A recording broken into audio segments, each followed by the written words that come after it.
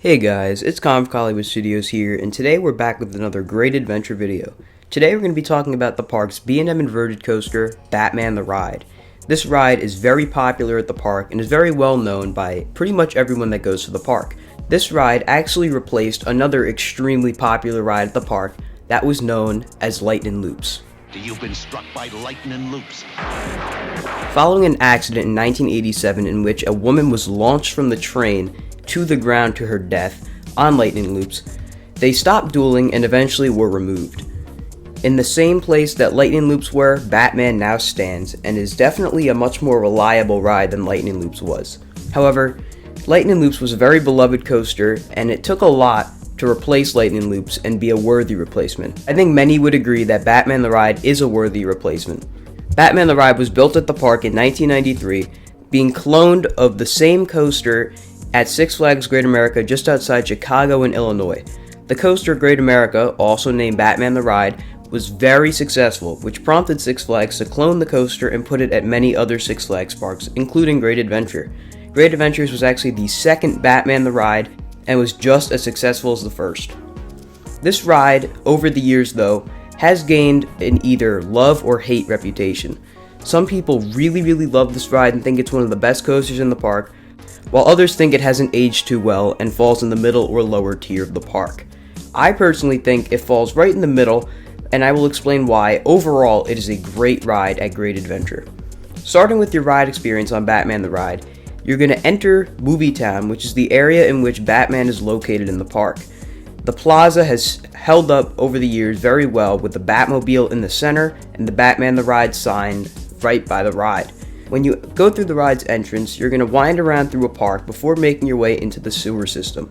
When you walk through the tunnel, you'll eventually head up the stairs and into the station. The station is set up as the Bat Cave, and I think it's themed pretty well considering this is a Six Flags park, and it was built over 20 years ago. You see Batman on the other side of the station with his suit inside, and you also see the trains just right in front of you.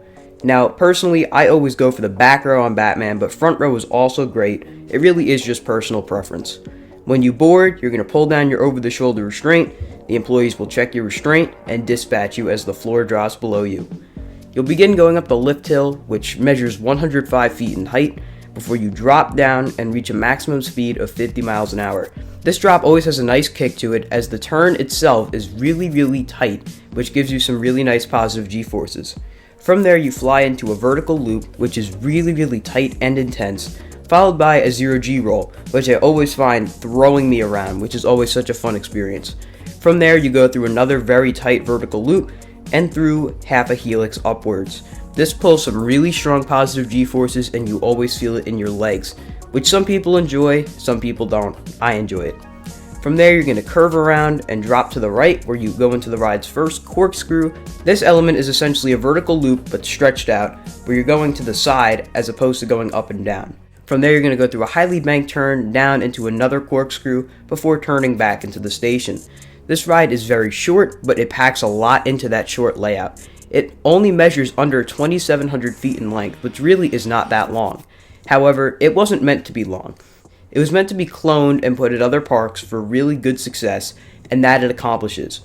At Great Adventure on a packed day, Batman the Ride can very often be seen with a full queue, which is impressive considering the ride's age. Now, why do some people not like Batman?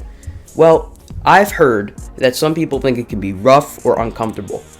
Rough, I'd say in certain spots it can be a little rough, but if you can look past just a slight bit of roughness, which almost every coaster has, you can have a great experience.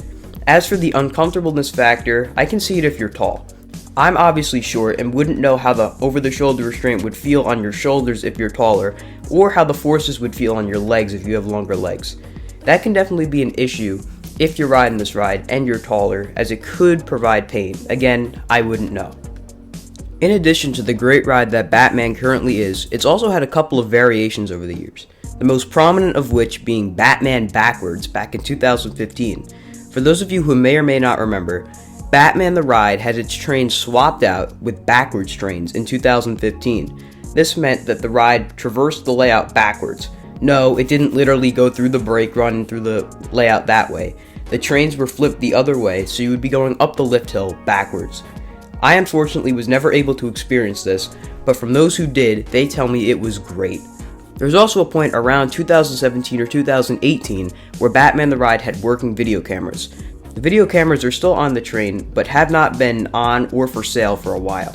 However, when they were on, they would film your entire ride reaction, and outside the ride at a booth you could purchase your video and save it to your phone. This was seemingly an evolution of the on-ride photo cameras that Batman the Ride used to have back in the day. However, they have since been removed as well. Overall though, Batman the Ride, a Six Flags Great Adventure, is a ride that I hope never gets removed. It's a ride that has been consistently really good, really fun, and overall is a very good ride for everyone to ride. If you're looking to get into bigger coasters, I'd recommend starting out on Batman due to its smaller size. It sure does pack a punch though for how small it is, and it's really good to prime you up for rides like Nitro or King Ka. Overall though, that's going to end the video on why I think Batman the Ride is great. If you guys enjoyed the video, be sure to like, comment, and subscribe, and let me know in the comment section if you agreed or disagreed with my opinions on Batman the Ride.